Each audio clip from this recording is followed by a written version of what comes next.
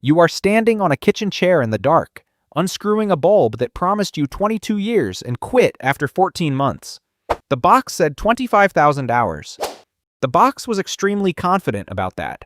The box had a little sunburst graphic on it, which is how you knew it was a serious legal document. So here is the question this video answers. Somebody decided how long your light bulb is allowed to live. Who were they? When did they vote on it? And were they actually wrong? Because there was a vote. That is not a figure of speech. There was a room, there were men in it, there was paperwork, and at the end of it there was a number. The number was 1,000 hours. Your first instinct is to blame yourself. Bad wiring, a cheap brand, that flickery socket in the hallway you keep meaning to look at. Your second instinct is to blame a factory on the other side of the planet, staffed entirely by people who hate you personally. Neither of those is the story. The 1,000-hour light bulb was not an accident of manufacturing. It was a policy. It had a head office, a legal address, a testing laboratory, and a schedule of fines, and it ran for 15 years while your great-grandparents said thank you for the light. And about that 25,000 hours. 22 years assumes you run the bulb 3 hours a day, which is the standard the whole industry quietly calculates against. And it does not even mean the bulb dies at the end. It means the bulb is expected to have faded to 70% of its original brightness, under lab conditions, in a room with no ceiling fixture trapping heat and no you in it. Nobody keeps a receipt for 22 years. Nobody in recorded history has successfully claimed a warranty on a light bulb. That is not a flaw in the product. That is the product. You have heard a version of this story before, usually as a meme. Old bulbs lasted forever. Evil companies broke them on purpose. Wake up. The real version is worse because the real version has receipts, letters, sales figures, a fine schedule, a court transcript. And it has one deeply annoying piece of evidence sitting in a fire station in Livermore, California, where a single bulb has been switched on almost continuously since 1901. There is a webcam pointed at it. People fly in to look at it. Hold on to that bulb because it is the most famous proof that your lighting was sabotaged, and it is also the single best gift those saboteurs ever received. But first, you need to understand why the richest companies in the industry sat down in December and decided that light was the problem. Start with the part nobody roasts, which is that in 1924, the light bulb business was a bloodbath. Electrification was rolling across entire countries. Streetlights, car headlights, bicycle lamps, and for the first time ever, ordinary rooms that stayed useful after sunset. Demand was enormous.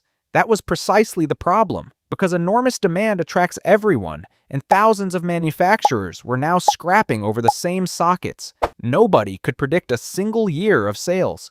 Take Osram, the German giant. In the financial year 1922 to 23, it sold 63 million bulbs at home. The next year, 28 million. That is not a dip. That is a company watching more than half its business evaporate inside 12 months. The head of Osram was a man named William Meinhardt, and Meinhardt had developed a strong personal opinion that competition was overrated. He was not the first. This industry had been trying to hold hands since the turn of the century.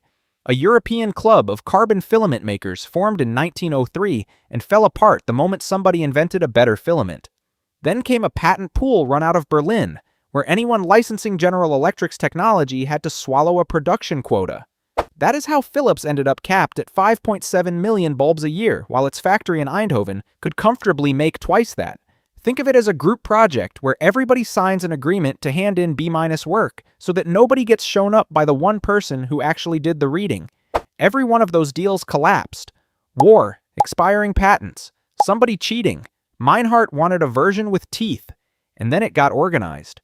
On the 23rd of December, 1924, while the rest of Geneva was hanging Christmas lights, the largest light bulb manufacturers on Earth sat down together. Osram from Germany, Philips from the Netherlands, Compagnie de Lampe from France, Tungsram from Hungary, Associated Electrical Industries from Britain, Tokyo Electric from Japan. General Electric did not sign, because American antitrust law was awake and watching, so it attended through its overseas arms in Brazil, Mexico, and China, which is the corporate equivalent of sending your cousin. 3 weeks later, on the 15th of January 1925, they incorporated in Switzerland. The name translated to the Industrial Company for the Development of Lighting. The document they signed was titled The Convention for the Development and Progress of the International Incandescent Electric Lamp Industry, and it spoke warmly about maintaining a uniformly high quality and increasing the effectiveness of electric lighting to the advantage of the consumer. The advantage of the consumer turned out to be 1,000 hours, down from somewhere between 1,500 and 2,500. Now picture a laboratory in Switzerland. Racks of bulbs, wall to wall, burning day and night in front of technicians with clipboards and clocks. Every factory bound by the agreement, and there were hundreds of them scattered across the world, had to crate up samples of its own product and ship them to this room. The bulbs went into the racks. Somebody wrote down the hour each one died. If your bulbs failed early, you were fined. That part sounds normal. If your bulbs lasted too long, you were also fined. A table from 1929 set the rate in Swiss francs, scaled to how many hours past the limit you had gone. Build a better product, receive an invoice. It is a warranty in reverse. It is an exam where scoring too high gets you a detention. And people cheated constantly because a good engineer physically cannot help it. Some members quietly designed lamps to run at a higher voltage than the mains actually delivered, which made them last longer without technically breaking the rule. The laboratory's routine voltage reports caught them. Anton Phillips, the head of Philips, wrote to a General Electric executive complaining that after all the strenuous effort they had made to escape a period of long life lamps, it would be a disaster to sink back into the same mire. Escape from long life lamps. Meanwhile, Tokyo Electric reported to the cartel in 1927 that after shortening the life of its lamps, sales had jumped fivefold. Then it complained that the penalties for exceeding its quota felt unreasonable. Everybody in that system understood exactly what the machine was for, and it worked, which is the part that should bother you. Across dozens of member factories, the average life of a reference bulb fell from about 1,800 hours in 1926 to 1,205 hours by the financial year 1933 to 34.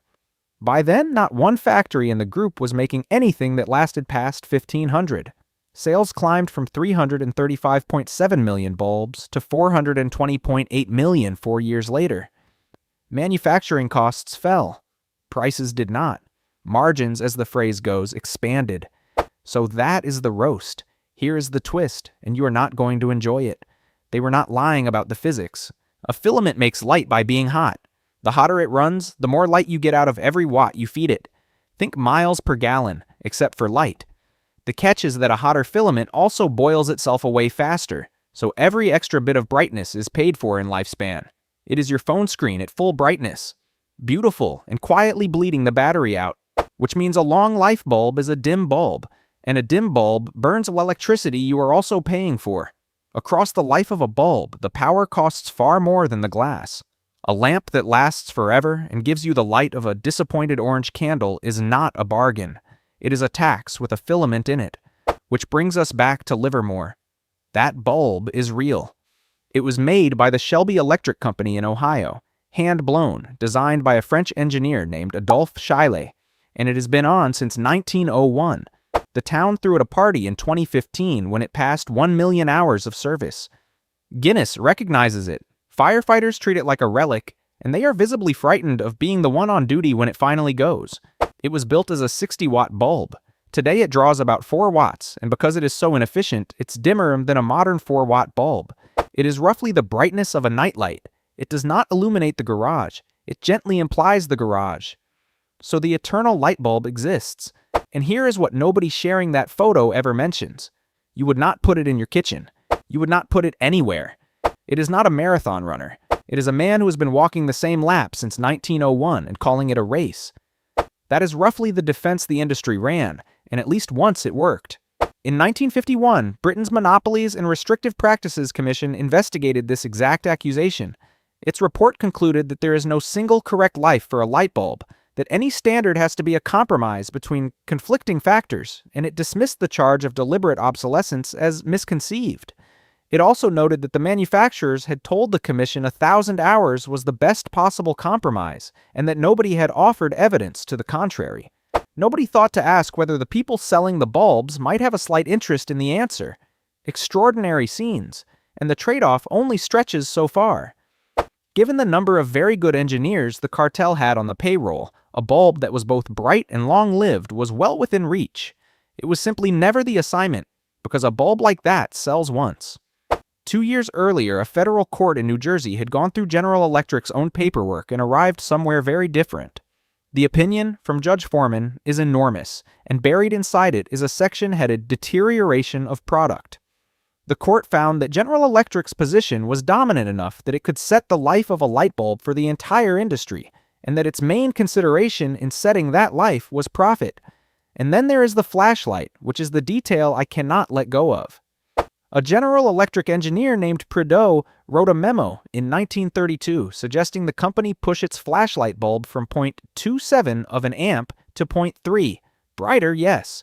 Shorter life for the bulb and for the battery, too. Older flashlight bulbs had outlasted 3 sets of batteries, then 2. His proposal took it to 1. That is not a compromise between light and lifespan. That is a man doing arithmetic on how often you drive to the shop. Fine, old cartel, old technology, old problem. Your bulb still died, though. The cartel itself did not survive. Its patents expired. Cheap Japanese bulbs poured out of small workshops it had no control over, and Japan's output went from 45 million bulbs a year to 300 million in about a decade. Members cheated, governments circled. The agreement was supposed to run until 1955, and instead it fell apart when the members' countries went to war with each other in 1939. It was formally killed off in 1940. The 1,000-hour bulb outlived it by roughly 70 years. Now you have LEDs, which are genuinely enormously better, up to 10 times the efficiency. Ratings of 25,000 hours, 50,000 hours, numbers that belong on a mortgage rather than a light bulb, which creates a problem nobody in 1924 could have dreamed of. The lighting industry has a term for it. They call it socket saturation. It is the moment when enough sockets in the world are filled with bulbs that refuse to die, and bulb sales fall off a cliff. Market analysts were penciling that in for around 2019. You are now selling umbrellas in a town where it stopped raining. Nobody needs a secret meeting in Geneva to spot the issue. Sell a product that lasts 20 years and you get 1 sale per customer per 20 years. So watch what actually happened. Century-old lighting companies simply walked away from household bulbs. Others started selling light as a service, where a business never owns the fixtures at all and pays a monthly fee instead. And the rest turned the light bulb into a gadget, an app, an account, a firmware update, 16 million colors of which you will use 4. A hub that will eventually stop receiving support. You did not buy a light bulb. You onboarded. Notice the shape of that. Nobody has to shorten anything now. You just move the part that expires out of the glass and into the software, where no regulator has ever demanded a lifespan printed on the box. And when someone with actual leverage asks for a better bulb, it turns out to be entirely possible. In October 2016, Philips in Dubai Municipality launched a lamp reaching 200 lumens per watt, the most efficient one commercially available anywhere. You could not buy it anywhere. It was sold in Dubai because Dubai's government asked for it and committed to installing it across the city. The technical ceiling was never the thing standing in your way. The thing standing in your way is who is in the room when the number gets chosen. In 101 years, that has never once been you. So climb back on the chair. The bulb did not fail you. Somebody picked the number it would die on, and nobody has ever thought to ask you for yours.